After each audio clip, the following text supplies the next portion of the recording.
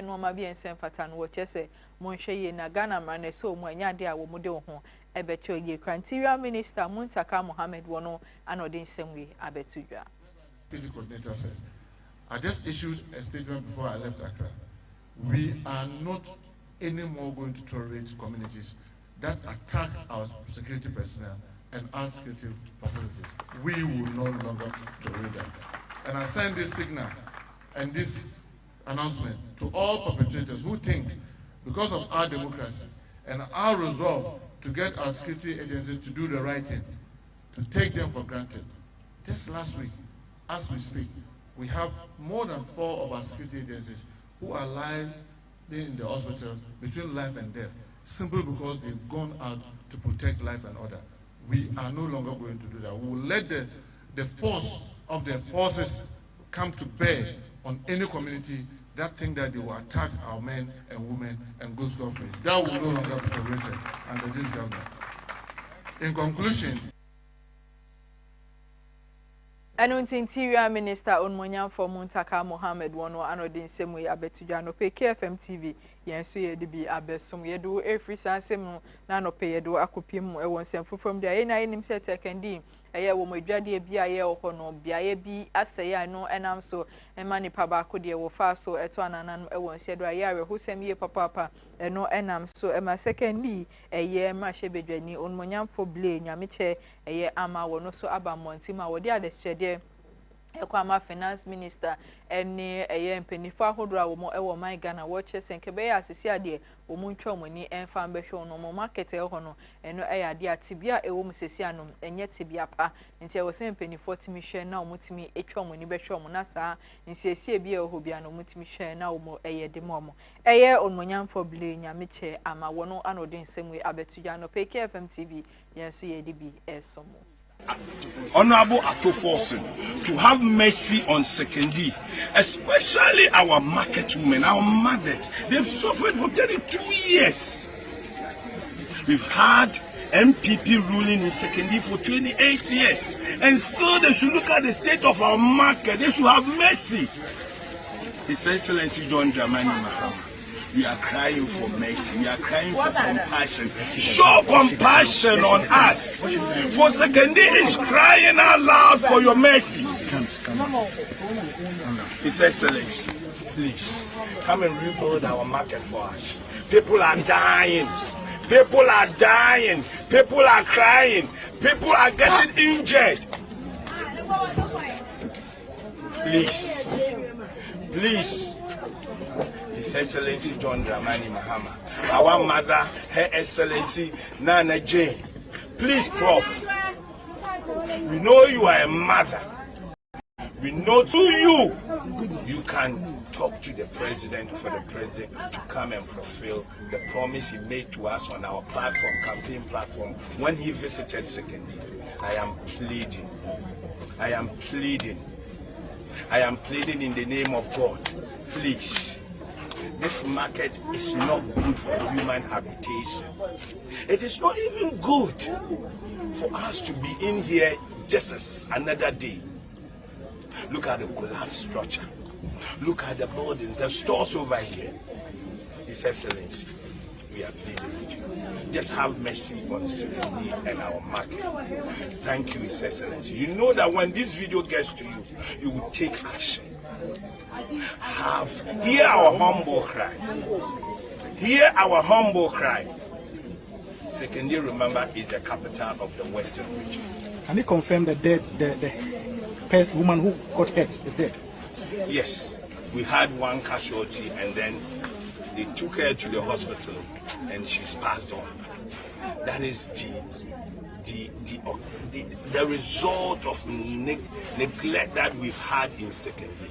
We've been neglected for far too long. And I believe that His Excellency, this is the time to make a statement, to write a statement, to establish something for the Western region to know that you are truly serious about the Western region. Ebusia for no same way and a second Mashe Bejani, a young Monyam for Blee, Yamiche, Ama Wadi, Etujan or Pay KFM TV, Yansu DB Abesom. Ye free Sanse Munaido, a concern from there. A year on Monyam for a Dr. Dixon, Aduma Kukisi, one also at the Abasobode Kessia and Ode Kwama Ghana Man Penny Dada Nana Adudanko Kufuado say what's me born home introduce a year abaye approach na eno e adebe boama noma bebrena ekos e my Ghana what say illegal mining no e military personnel senkwa entimi enso ano wo say mpenifo timi hwe na sa abaye approach a man peni dada de baye no mpenifo timi som ne no e adebe a betimi aboama bibia no galam say a ekos e my Ghana hanu yetimi aso ano e Dr. Dixon Adoma Kukisi wono ano de nsemwi etu eja likes of South Africa, some of these animal damaging, those who go for the horns and things, they've been able to transform the boys who were rather going to hunt to rather now protecting these animals. So that kind of transformation is required. They've hired them as guards, and they are paying them close to what they would have been gotten from the ivory poaching. So we really need to, come to terms with some of these things. And if we don't do that aspect, and we just go abaye, trust me, that road, Nanado traveled it, and when he traveled that road, gold levels even rose. Rightly so, as he said, if you let the military only run this thing, the military will end up being galamseyas. This is, Nana tried it, where he, put a ban. And counterintuitively, the ban rather helped the gold numbers rise. So it's been done before in this country, where a ban or close to a state of emergency was done. And he lived it to tell the story, and we all know what happened. And as it is now, I think that the small number of people who are engaged in illegal mining should not be the reason why we stop in entirety. Ebusia for no same way and Dr. Dixon Kisi wode ebetu giants ye DB esum ye free sansem no na yedo akonsem from there kuafo a wo mo ewo asante achim importem ho wo mo so e de abetu jo mo chem sesesi ade nkofo dodo na wo mo hono meche fulani fon wo mo ha adwin ye papa eno ama asetena ni mu ayedin e de ama mo nti sesesi ade wo mo so empenifo se nmenimi ya wo mo ntimi hwe no mo ntwa mo ni embehwe na de so hono ade a eni enya wo mo empenifo sesesi ade wo mo ndani omoni enfa embehwe wo the entire yabad ne say kokram na eto emawo dia no prevention is better than cure because more say vaccine no within 9 to 14 no mo humema na de more vaccine enya adwuma bio ye pesa manfo hu say enya only 7th to 11th nko campaign no aye routine vaccine to say obebia obedru 9 no say Ghana Health Service launch program no Monday, that is 7th every time no obi abetimi konsianfo from dia amafo ya wo mo ewo manso nyame komase importem ewo amase South District ewo Asante Mantem wo mo so de oye chekese de ehihye so aninya ne se mo chese mining a ekoso ho no eno ade bi etete o mo yie papa eno nti ana mo de sa oye chewe egu kwan wo mo hwe se mpenifo ebetimi aye bibi de afa ho amawo and say ya that's all ya elipa bia bad machine abesisi wo se ba bia nyankoma se YouTube yedidi no aban so me fele no mu nua yenso no e wa na YouTube yedidie se wo me fele wa na yedi ba bia didi e wa na YouTube ya pe anu aduane ti ya sa ban se ne sa wo ma wa onyi emfirim na wo mo ano yenye adwuma se ye adwuma fele na wo ka no ye ne be fele enua na edi bia won fa nua no le ye fele ne e bedua eji ya se no se sansu ni mu a ye mo 3 days machines na mo de aba ni nyina san ko back ye sere wo na ho na YouTube edidie se nka so me wa ko mo fele ya no be sia ye mpani fo no kurowura komati chama mo se won fa ntu ya nim se on be so be fele ana committee chairman ka kire o say o mo be sia o man no enti o mo sia o man no o be frɛ wo mo ama wo ma aba be ka kire o mo say ukura na atwa mu no ya tena se twa o ma ebodwa o ma ama de hu ya no say no mo do mo na ma na ba to mo de ba mi pushi wo mo e ko busi o mo say mo ma ya ti asese ukura no ya ntwa mu na mo ba na mo ne aba be meeting mo ama e hu ya sa mo de mo ne ma na ba ti mo de force na be fele na asese o mo to mo de mo yasomafo ene ya soma mo so ma me fele o mo sia o man ne ba bia ti ya so se anti ase di so mo be sia o man no na de ntwa mo be fele no mo ka kire yen engineer no de o mo ye so no mo konom de amane akobo mo soma wo mo no ti yen so no e do mo ba ye no so de e be tu yen ma akoso so hene kun be se hene dade ase hene e no mo ba se Ebusiafo enu ntinsem we ana amanse south eyetimemu fo a omo ho no wo mo ede etudwema wo mo de oyetwe no ehihye so ye de wo efi sansem no mo anope ni ye de akonsem from there Amnesty International Ghana wo mo so ede abetudwa wo mo ehye mpenifo se esi ade wo mo hwe na death penalties ahodro wo my Ghana hande abibia no wo mo de to eye finance ni ade so wo mo hwe na wo mo enye bibi emfa ho mo mo no ade be betimi aboa na abibia no justice me akoso wo my Ghana a year country director Genevieve wono anodin semwe etu edwa. I'm the country director for Amnesty International Ghana. Today we're at the University of Ghana campus to launch an Amnesty International Ghana chapter. Now we are present in all campuses in Ghana. However, we found it very important to launch an official chapter, the first chapter at the University of Ghana. And this has been a discussion that has been going on for almost a year now, so we're very happy that now it has yielded some results. So we'll continue our work here. It's just to, solidify partnership with the University of Ghana, and then also look at how we can push, the human rights agenda with students and members of staff of the University of Ghana. So that's one aspect. We're also here today where we presented findings of a research conducted by the University of Ghana and the University of Leicester. It was a collaboration between these two universities, and Amnesty has shown very keen interest in the research. We did not conduct the research, but anything to do with death penalty, Amnesty is very interested in it. And some of the findings looked at the well-being of persons on death row. I know it's a topic that can be sensitive because people feel the death penalty should still exist in Ghana. Parliament actually abolished the death penalty for ordinary crimes, and that was in 2023. They passed the Criminal Offences Bill, and through that, the president at the time signed it into law. So currently in Ghana, the death penalty has been partially abolished. Another step that happened this year was the current government gave pardons to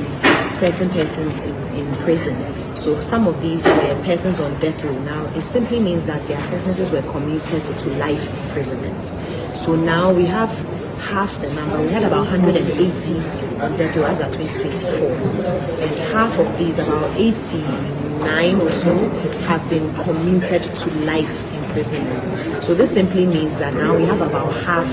of the number, less than 90 persons still on death row. So our appeal to the government is a few things. One is to ensure that all death sentences are commuted to life imprisonment, and that would be good for our country, as we've signed on to international treaties and laws, and even our Ebusiafo nsemwe ana country director Genevieve Wode to Jano Payen so yede bi ebesum yegina ne nseme so na etwa ye ho akwaja aboafo nkrato abaye ba nsem ne doso na meto aso ede amon.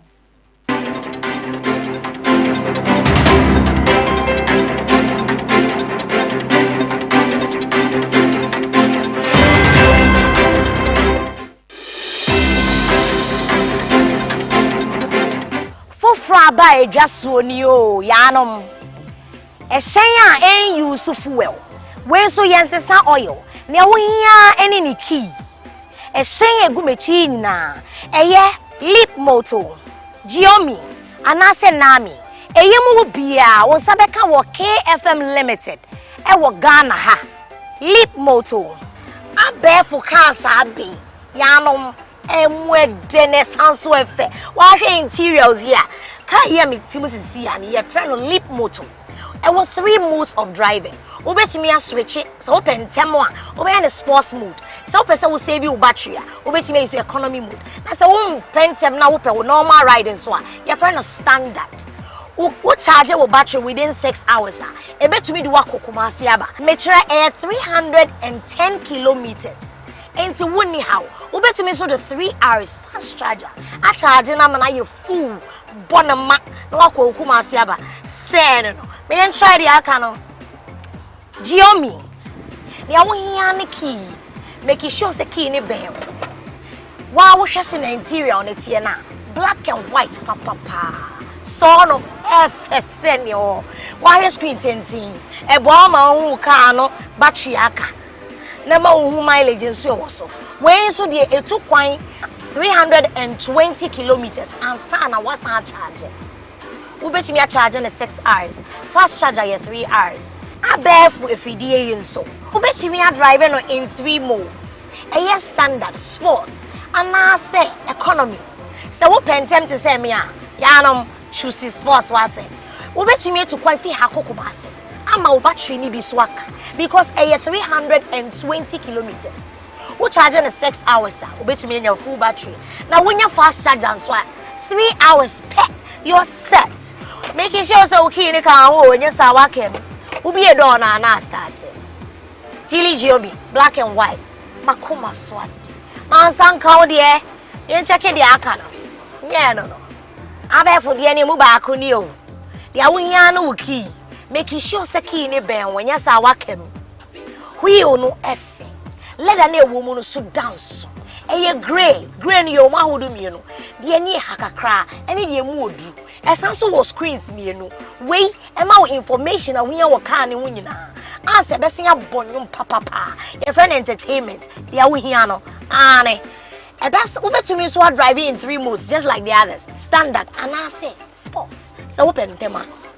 car we so ebetumi etukwan akokomase aba 330 kilometers bichema udu kra betumi jesi so no wabonyum kakra ansa na adu wo charge na 6 hours no so betumi so charge no 3 hours if no fast charge eyinu munyina KFM limited and they are big just so fraying near me un sanka wo de ententem so open installment a high purchase and train one nase we've got you solid Yanume on sabetumi aka fidie mu bia e wo KFM limited on sabeke fidie no na wotia no nkakra we unya no bebia age KFM limited fraying ever sort out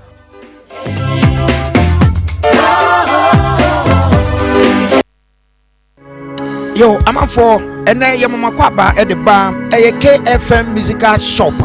de to so mienu no wo free eye kumase makom dadam ho no e sane e de ba adum no saa bre no udu eye Sambra Junction Sambra Hotel nkwanta no so pe na shop no eni Sambra Hotel ene di nhwa ani mu wudi free Sambra Hotel a wo sane e de ko nanka na en Hagan ho no ane oho ana KFM musical shop de to so mienu ya bie no foforo na de e kan ne se emfidie papa etimiche de wode ya sorry de wode goro agoro ahodo tuma de bia wode obehia eye mfidie mekire musical instrument bia no eye KFM ento wo se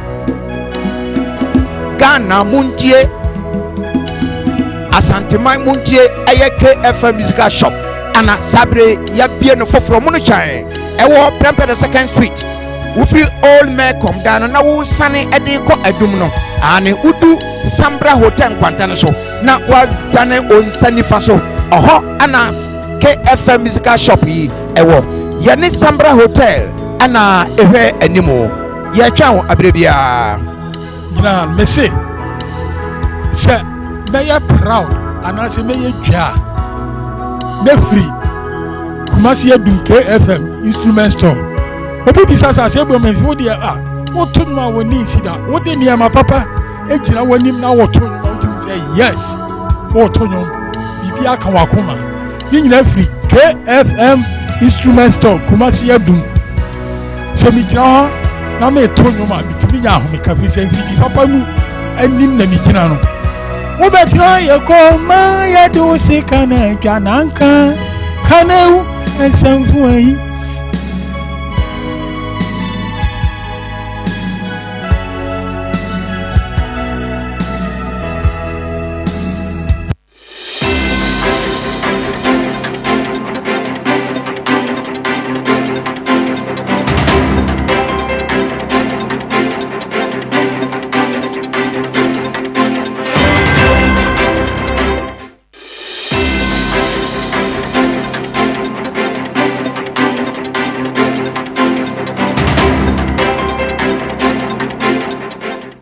Ebusian for your sign Emma Muina Kwaba Eda Masisa no pay muguso etimu TV no ha motion on some pay mukasie wo KFM TV ne so because so e kai wo sa no pay sem no e twego e we abe fonten tam video no so Facebook any YouTube KFM TV channel to betimi ahwe bi na wo de amaye to ansem no so e de ama ode am eye senior partner a wo sign e wo law firm mu eye David wo de adese de abetudwa wo to nsafre eye business ahodo a wo mo e wo my Ghana ha sen kebe ya eye data eye Ghana Statistical Service wo mo di amom no wo mo hwe na bibia no wo mo fambu adwuma e wo my Ghana no eye ade bia ebetimi abo ama ye businesses ahodo no etimi akonani. Let's give credit to the GSS. There's a lot more they publish which is not highlighted, which businesses ought to pay attention to. So there were three things in this segment. One is the data that they publish just for World Bank and IMF. The other one is that are there data that they have that businesses should be paying attention to? And the third one was whether there are areas we can collaborate. So if you look at the second and the third segment of this, that was really the focus. And it turns out that they have quite a lot of data that either businesses are not aware of, that they can use in their corporate strategy, or in their presentation, they don't highlight it enough. And they can actually make money out of it as well. And improve their sources of funding so that we don't overgear our funding as a nation also to donors and other entities who give us money to produce data that we can also produce ourselves, and we need it for business decisions. Adeshima Bentin same way Anna Ora David wode abetija no pay so ye de bi abesomo ye to ansem ne so e de ama ode a cyber security expert ba ko friend say professor Zorian Mitrovic wono so e de abetija wode kokobo kwama wo bibia abibia no wo mo enya wi-fi ahodo a eno wo mo use open wi-fi bibia no wo mutimi connect use ni ade and wo chese eno strategy ankofo efa so a wo mo de hacking ankofo eno nti hu bibisa na wa twem anase wa bo atu enu nti on de advice no de man ankofo bibia wo chese eno ade bia itimi ema sa online banking ni ade ankofo timi ebo raw account no no ma ensen fata wo menu nti on de kokobo ana de kwama public ni ni asa bibia no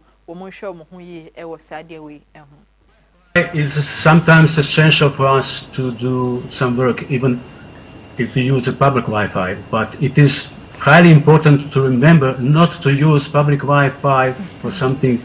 like banking, like sharing some valuable data, sensitive data, because public Wi-Fi's are unsecured channels, communication channels. So if we want to, if we must use Wi-Fi, then we have to use something we call the VPN, or virtual private network, because that network is actually a tunnel that scrambles our messages so other people cannot see what we are doing online. I mean, like many other applications, we've got a million secure and unsecured applications. So when you use a VPN, you use from some renewed, reputable producer of applications. And so again, you have a little bit to shop on the internet to research to see which one is best for you, because some of them are for free, some of them are paid. But usually when you get something for free, you have to be very careful to use that one. Ebusiafo no nti semwe ana cyber security expert Professor Zorian Mitrovic wono so wode abetudwano pay yede bi ebesom ye to ansem ne so edo akonsem from dia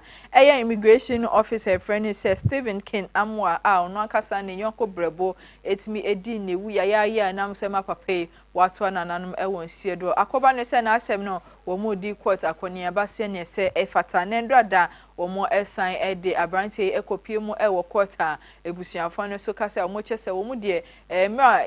okopie mu court na wo yesu osuni ade wo si wo mu ni mobo nde no mahunu mobo china wo mbe kwaso a ejina asem no so kosi support ebebua na wo de final verdict no ebetudwa no mo so justice a wo hwehwe no wo mo nsa akansa wo makoma etimi ato mo yem enu nti Stephen King amwa na ebusuafo wo mo ana mo de nsemwe atu edwa. What? Massa.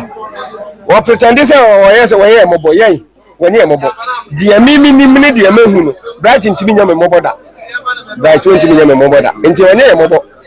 Ono na eku ye this year no. By the other brasso. Say on the party or bonia into me young Casamina me. Now, a quite fast who no. Bright into me, no Casso no cool no that. Because when come even to China 9 and 7 fish me John Casamina me cool no. I bonnet. Miss Kamawa, Marie. Nti da obi a obegya ye ni bia ase ye yi ne yaye na ye wie but ye heard the case ni be kwa kusi na enso case ni de enye bright enye awre ho ne enye awre ho kyena se ba se wo mu gya na man kra na nke mra of Ghana nke wo mu gya na man nke betima mpona kunu atuaka emra ma ye kwan se nti de asem no bako bia ye di akiri se ye hwese emra ne bright bidi that's all. Thank you pacho din your friend akonta ya amazing. Busiafo no nti semwe ana Stephen King amwa na busiafo wo mu de etu dwa no peye so ye de bi ebesom ye free sansem no ye de mo wakọ eye apomodin ensemu dia eye Minister for Health onmonyam for Kwamna Mita Kando sesia de wa launch National Human Papilloma Virus HPV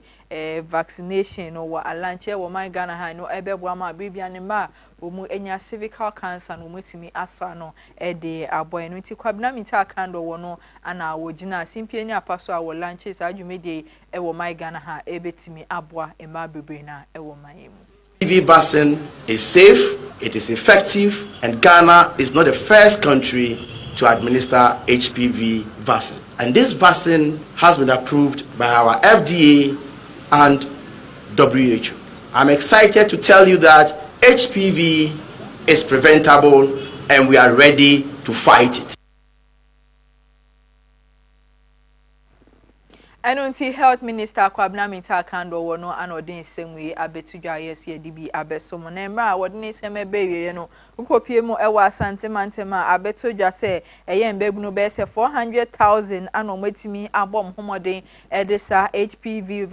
vaccine bi wo modia wo mu a eno eye ade bia ebeboa ma bibia no eye cervical cancer no yetimi aso ano ewo my Ghana nti vaccination no ahya asia ekoso ewo my Ghana ha asante mantem de mbegunu be se 400,000 anomatimi enya sa vaccine bia eno ebeboa ye papa. Dia ya bad ni say eye kokram na eto ema wo dia no no prevention is better than cure because more say vaccine no within 9 to 14 no mo hu mema na de mo ma vaccine enya adwuma bio ye pesa amanfo hu say enya only 7th to 11th nko a campaign no aye routine vaccine to say obabia obedru 9 ekoye nim no say Ghana Health Service a launch program no Monday, that is 7th ekona every time no obi abetimi akọ pani enti yepesa amafo say you routine apart from the campaign no obabia already 7 9 to 14 no obetimi akọ pani awuhu bema enti to say traditional authorities no na beboaye omo ene yesomo omo na ka bibia yiti asofofo ni imam omo na hwe so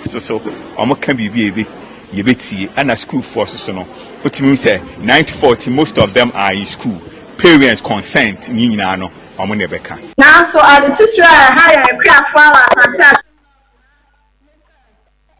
Ebusianfo enunti asante mantem mebuno be se 400,000 ana yetimi awo mo PVH vaccine bia eno ebeboa ama kokora metom ba wodi ano no wo metimi aso ano edi ama yede wo efri sansem nim dia yede wo ekọ adesua ho sem teacher and educational workers union tewo wo mode abetudwa wo moto nsafre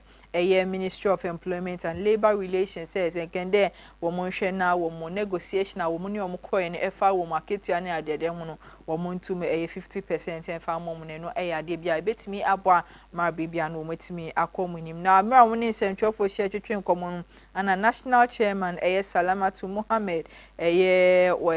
Brema wono so ejina simpeni apaso a wo de sansem atudwa wo chese eno ade be betimi aboa sanse wo mo ne mpenifo akwa setena ana wo mo de wo mo negotiation abetudwa no mo hwe nim sempenifo betimi etwa mo ni de abehwom no makoma so ade wo maye de abom eno nti wo mo de wo mo hia 50% increment wo mo aketua no se na bemu a eno ade bi betimi aboa mo ye papa ma bibia no wo mo so mo nya nije ene akoma pa de abo adwuma wo my Ghana ha se ne be ya adesua ho nsem no betimi akonenim de amaye eno nti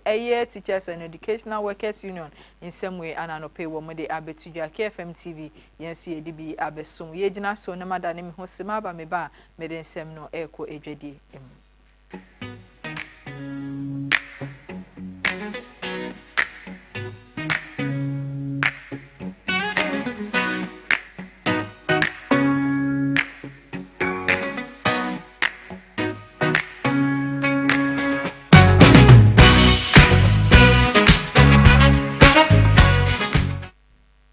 Yade wo ekwadwedie nsem dia cocoa farmers ahodo a wo mo ewo my Ghana ha wo mo de abasobode ensem ana de kwama aban se enmanim ya aban etimi ahwe ma boa na eda cocoa for so no wetimi amano akoni nim a wo chese 2025 2026 cocoa price na no ade bia akoni nim amom ye papa ade a eboa mo eno nti wo mo da Ghana mpenifo ase ne titru ene Ministry of Finance ene Ghana man peni His Excellency John Dramani Mahama si wetimi ahwe aye BBC ede aboawo tiawa sadia medical kai yenya kratafi kukuku batan ye wo Ghana aye from kukushi say any day omuhia omo kuku akuafo adonti no ye ban dani owura Ransford Abbey Emma yeba besi cocoa border nemu se ne beya omo haw ne niema omo hwehwe de free cocoa border no ebetime tie ne aye de ye de aba beto mpanyifo anim ye baaye no omo nso no akire omo aniso a ewo mu ewo ebo na ye de aye de ye de aba no nanso se ne yakoye nipa nko ade Oliver Twist omo bebisa ebio and as cocoa border so ya jatum se ya me ya adomo a ya be nhihye se de be ya abribia no cocoa kuani no ne yedie ne nkanko ne na brabo no ebetimi ayede adaya koma so because obviously say cocoa kuani ni ho a menyi ni se cocoa border ye den ye wo ho eno nti no ye teki nneomo a mo beka bia ne omahia asem bia no asopam se na ya pe ano kumasi be de ayede ede ama wo sembe no mo erezi omo reason nneomo ebetimi aboa se de be ya omo adwuma no ebetimi ayede akonkan yaye nneoma no bebre ye ma won fertilizer any agrochemicals ene no omu ntua bibia na emom no omu bisa wo ne duduo mu cocoa board nso ate no osopam na me ya adomo a ne duduo mu no ye be dey ye beye yeguso a ye kra bi almost every time said ye be ya ye de be ma yenkuafo because etumi de akade na omuhia ne ma won a eno no mbetimi adoko no na nia ye hwehwe as oman no yenso yetimi aide yenso yetimi enya eno nti no cocoa board ho odin betimi enko a sempo entimi a na wo se yekopa sika wo baabi na ye de support cocoa akuafo na gidi pa se ye ba no dani owura Randiabe onpopo ni ti a obehwe na yaye na ye de abo cocoa akuafo in say illegal man mamfo eti asantama ti e cocoa akuafo e na cocoa board ye de abo se de bia cocoa ya komko kumiti abo illegal mining and as galamse ne de ati atese wo almost everywhere oko Miami region so western of dey e ka ho na on say the moment illegal mining no ebeti atese no e ma yen koko dodo na yepe no dey e ba fom nso e affect sika omanmu ni nyina be dey ebenya ene ni titu nko no koko akuafo no eno nti no yamo ye ni abre yenso ye den hihia dey egu akwan mu through special services department and tree protection department no ade aye hwe se ebetimi aye den esisa eniama we anho kwan but ne aye dey wo mu pan so ne se cocoa board de emra foforo kra den eba ebetimi de asotwe kese de akwama won a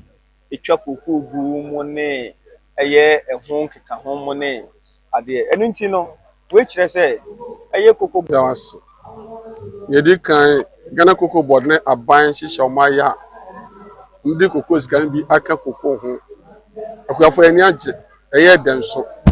Usianfo enu ntin samwe ana cocoa farmers a wo my Ghana han wo de abetuja no PKFM TV yenso ye di bi ebesom ye gina so ne ye di anopa no so pem kase no ye ni nia aba na ewie yensem no na edoso na de di mo akotini ebia ne se eye owura oche dako de kwama NPP amani okone se wo munjai echewpa bibibra abibia no womo edema Ghana fon womo kasa no ni nia enya ade a ebeboa ama party no etimi akonenim ye de mu nsem ye de ebro sa enso so ana cyber security expert bako enso ede kokobo kwama obibia se public wifi bibia no yetimi use no yenhwe ye wo hono no ebie mu se ne be ya hackers ebetimi aba ye nchen eno so ye de mu nsem ye de ebro ye de dwede nsem eka ho edema eye cocoa farmers ede abasobode kwama ban ene ne mpenifo so motimi ahwe ma eye ebo no motimi aye bibi ede afa ho amom eno so ye de mu nsem ye de ebro we ni nsem ne afoforo pi anope